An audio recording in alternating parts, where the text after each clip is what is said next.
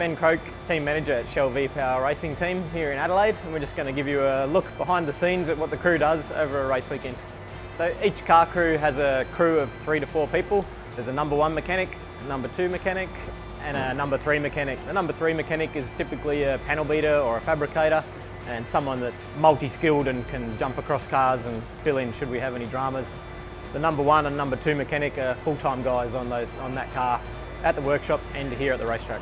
So our start of the day procedure, if you like, is the cars go to the scales, we do pit stop practice, and then the guys set about getting the car right for the first session of the day.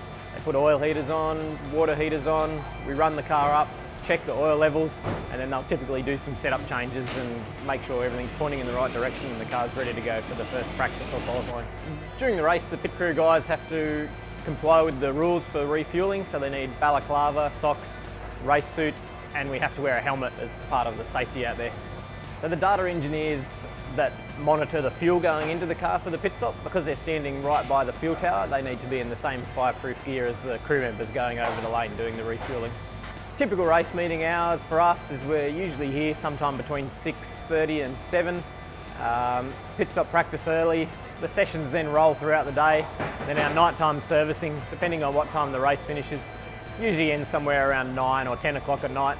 Should there be a drama or a major incident or whatever, can push out past midnight sometimes. So the difference between a qualifying setup and the race setup that we typically run is the qualifying setup's aimed at getting the most out of a brand new tyre for one lap. A race setup, we make some changes to some key geometry parts to try and make the tyre last 20 to 30 laps over a long race run. Pressures are absolutely spot on to where the race engineer likes them.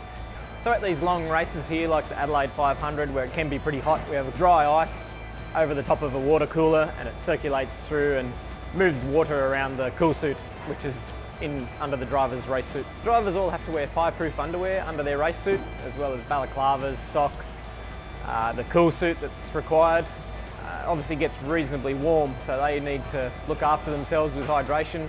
These long events, we have a physio here who makes sure that they are drinking all they need, they're getting all the right hydrolytes that they need. They also hop in the ice bath of a Friday and Saturday night. So the communication is key in any team, and especially in motorsport.